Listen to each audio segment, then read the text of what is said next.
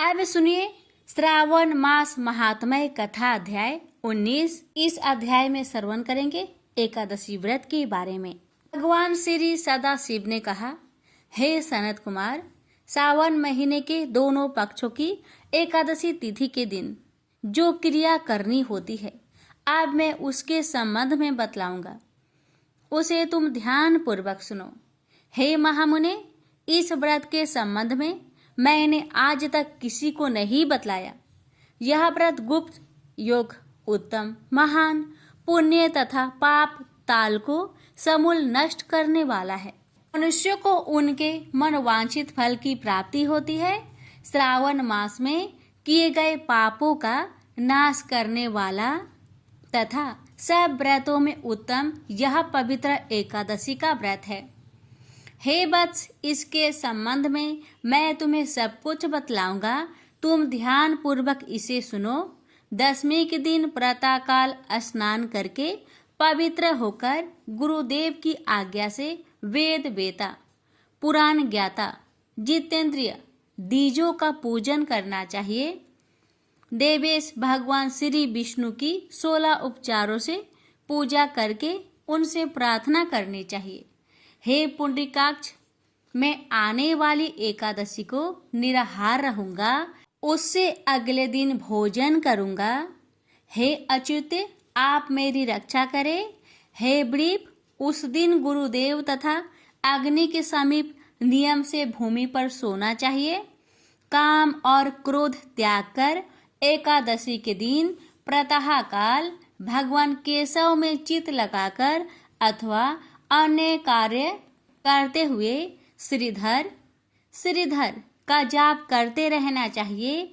हे वृप, 3 दिन तक ना तो किसी पाखंडी को देख और ना ही उससे बातचीत ही करे। हे वत्स, केवल इतना करने से ही यह व्रत मोक्षदाता हो जाता है। मध्या के समय पंचगव्य लेकर क्रोध को त्याग कर नदी आदि के सुंदर जल में स्नान करना चाहिए। भगवान सूर्य को नमस्कार करके श्रीधर की शरण में जाकर वर्ण आचार आदि सब काम करके अपने घर को वापस लौटना चाहिए। घर पर आकर श्रद्धा तथा भक्ति द्वारा भगवान श्रीधर का अर्चन पुष्प, धूप, दीप और अनेक तरह के नैवेद्य द्वारा करना चाहिए।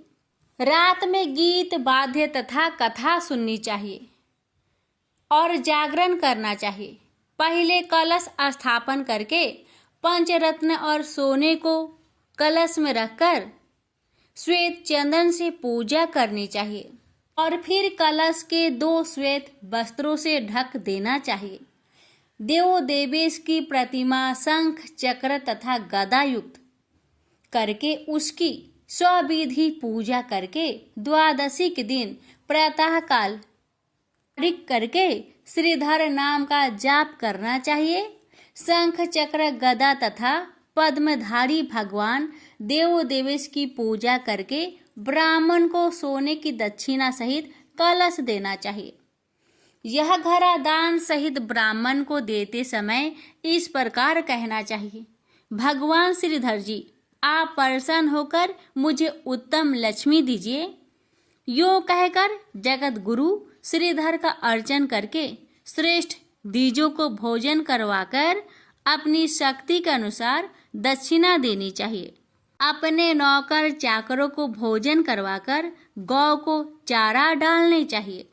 स्वयं अपने सगे संबंधियों, घर के सदस्यों तथा इष्ट मित्रों के साथ भोजन करना चाहिए। हे वत्स, यह मैंने तुम्हें शुक्ल पक्ष एकादशी तिथि का व्रत विधान बतलाया है। इसी तरह कृष्णा पक्ष की एकादशी के दिन भी करे। शुक्ल पक्ष तथा कृष्ण पक्ष की तिथि के दोनों व्रतों का विधान समान है, केवल इनके नाम का ही भेद है। कृष्ण पक्ष में भगवान से यो प्रार्थना करें, भगवान जनार्दन प्रसन्न हो तथा मुझे उत्तम लक्ष्मी दे। शुक्ल पक्ष में श्रीधर और कृष्ण पक्ष में भगवान जनार्दन कहे गए हैं। यह मैंने दोनों ही व्रतों का विधान तुमसे कहा है। हे तात, इस व्रत के तुल्य न कोई व्रत हुआ है। न है और न आगे होगा। मनुष्य को इसे गुप्त रखना चाहिए और किसी दुष्ट प्रकृति वाले से न कहना चाहिए। भगवान सदाशिव ने श्री सनत कुमार से कहा, द्वादशी के दिन भगवान विष्णु के निमित्त पवित्रारोपण के संबंध में तुम्हें बतलाऊंगा। देवी पवित्रारोपण में तुमको विधान के संबंध में बतला चुका हूँ और अब श्री विष्णु पवित्रारोपण विशेष विधि बतलाऊंगा। तुम इसे ध्यान पूर्वक सुनो। हे तात, इसका अधिकारी कौन है यह जान लेना भी आवश्यक है। ब्राह्मण, क्षत्रिय, वैश्य, स्त्री, क्षुद्र और सर्वधर्म स्थित जनों को भक्ति द्वारा पवित्रारोपण करना चाहिए। स्त्रियों तथा क्षुद्र को केवल नाम मंत्र द्वारा श्री हरि का पूजन करना चाहिए। सतयुग में मणि का, त्रेता में सोने का, द्वापर में रेशमी तथा कलयुग में सूत द्वारा पवित्रा का निर्माण करना चाहिए। सन्यासी को मानसिक पवित्रारोपण करना चाहिए।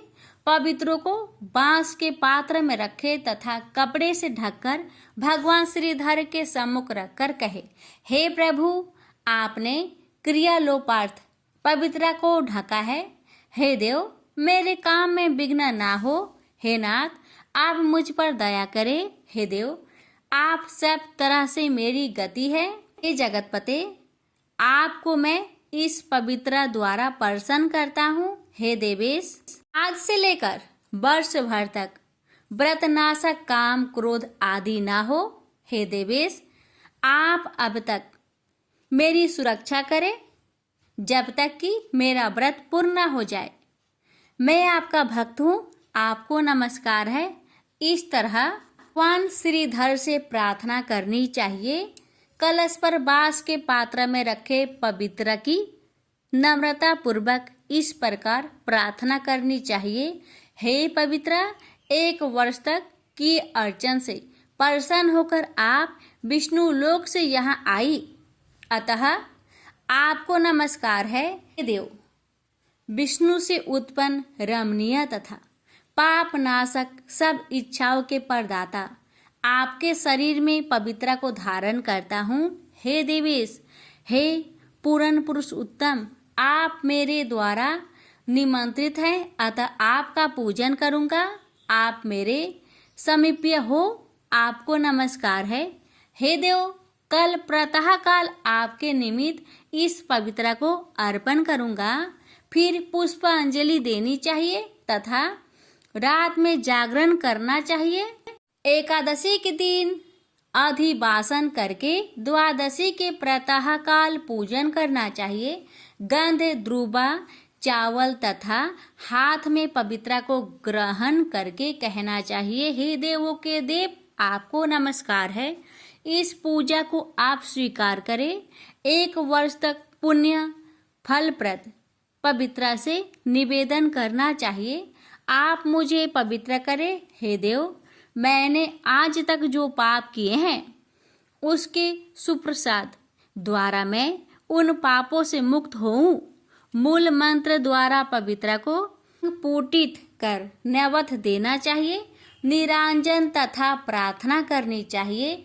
मूल मंत्र से अग्नि में घृत तथा प्यास द्वारा हवन करना चाहिए। इसी मंत्र द्वारा पवित्रा का विसर्जन करके कहना चाहिए, हे पवित्रे, 1 वर्ष किए मेरे पूजन को स्वविधि परिपूर्ण करे।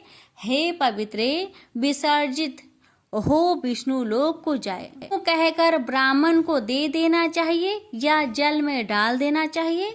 हे वत्स, मैंने तुमसे भगवान विष्णु की पवित्रारोपण की विधि कही है। वत्स, जो कोई हरि का यह पवित्रारोपण करता है वह इस संसार में आनंद भोगकर अंत में वैकुंठ को जाता है। प्रेम से बोलिए हर हर महादेव। अब आगे की कथा सुनिए।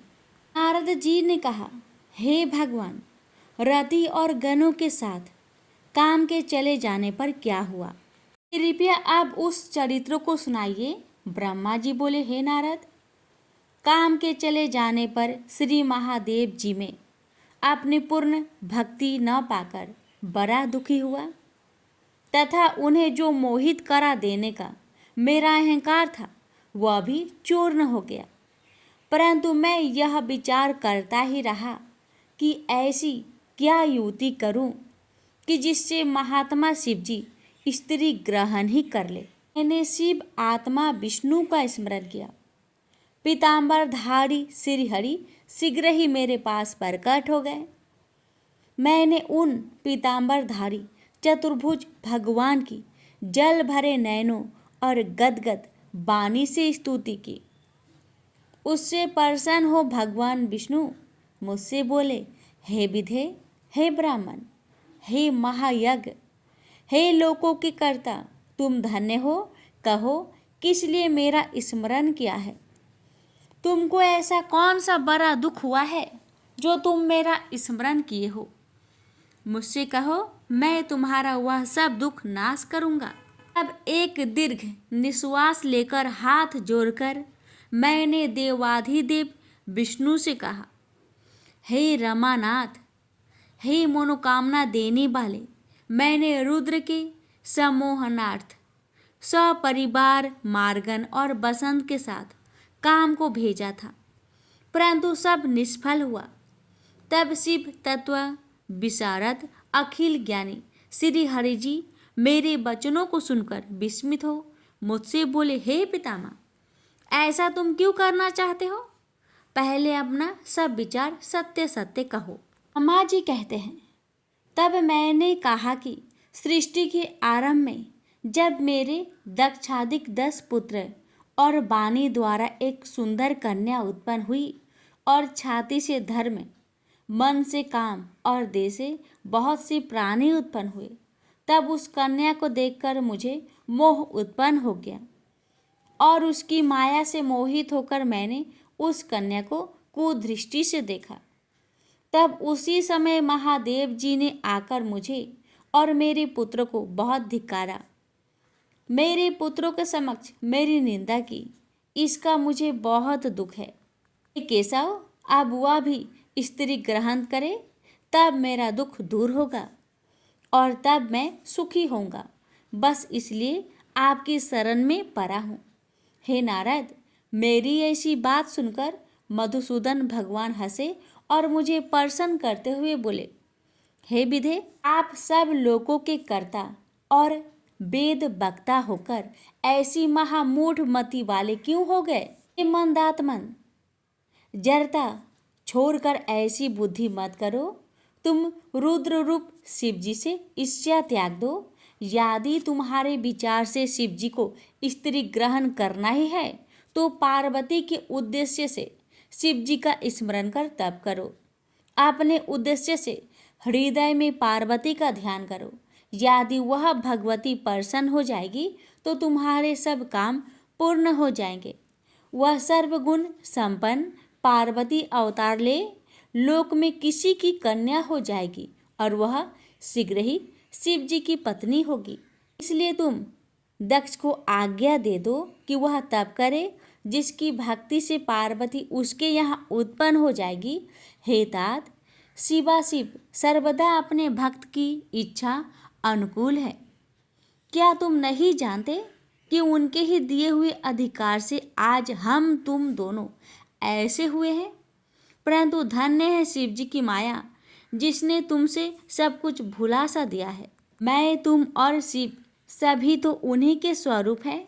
इसी प्रकार पार्वती जी की भी 3 स्वरूप है, विष्णु की लक्ष्मी, ब्रह्मा की सरस्वती और शिव की सती।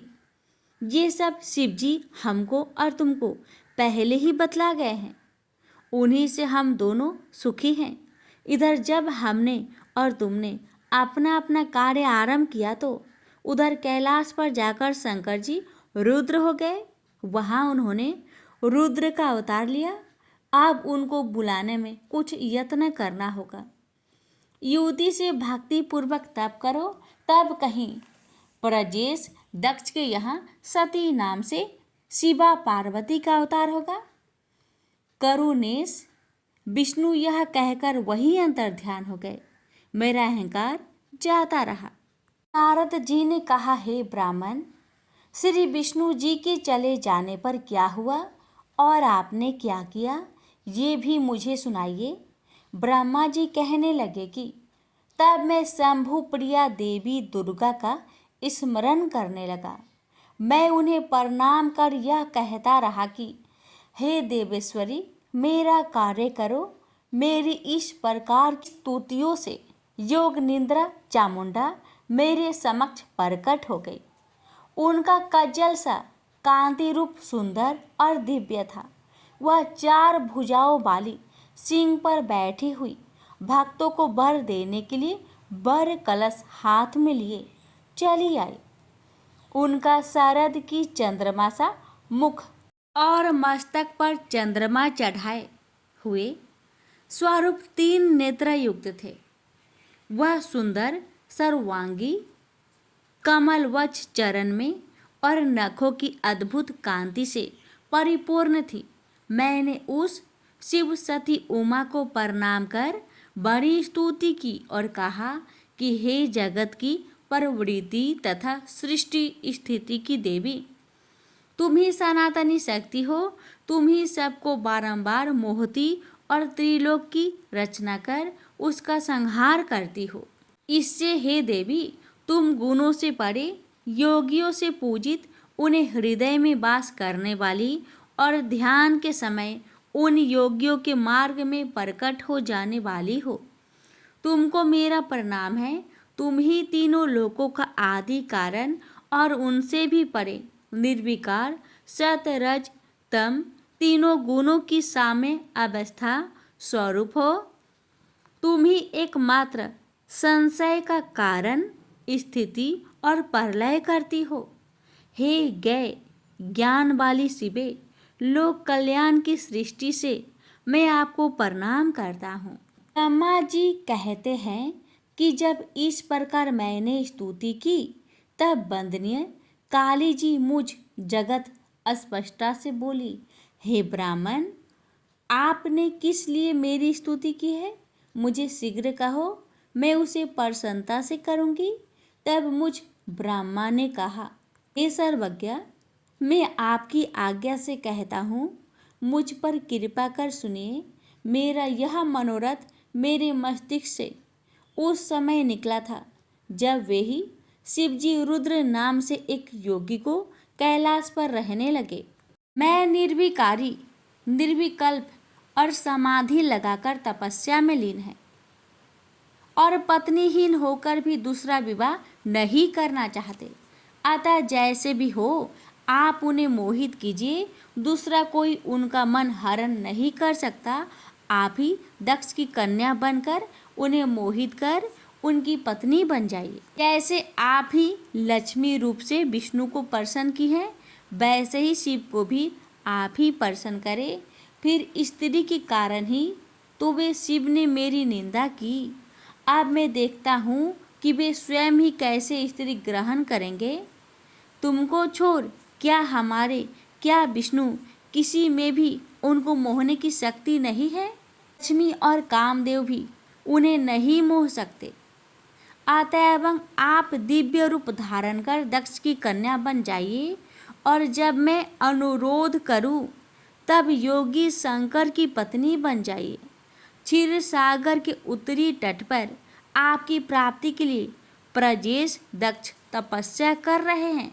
ब्रह्मा जी कहते हैं कि जब मैंने ऐसा कहा तब वह जगमाता देवी चिंतित और मन में आश्चर्य करती हुई बोली। देवी ने कहा, विश्वस्पष्टा ब्रह्मा, तुम यह ज्ञानियों सा क्या कह रहे हो? अरे ब्रह्मा भी मन में शिव को मोहने का भाव आ गया और इसके लिए मुझसे वर चाहते हो। भला निर्विकल्प शंकर को मोहने से तुमको क्या लाभ होगा? मैं तो सदैव से ही उनकी बस वर्तनी और दासी हूँ। उन्होंने ही तो भक्तों का उद्धार करने के लिए रुद्र रूप धारण किया है, जो ब्रह्मा विष्णु के स्वामी और किसी प्रकार योग में उनसे कम नहीं अपितु बढ़कर हैं। ब्रह्मा, यह अज्ञान विमूढ़ता तुम में कब से आ गया? वे तो माया के स्वामी पर से भी परे हैं। आज ब्रह्मा उन्हें पुत्रवत मोहना चाहते हैं।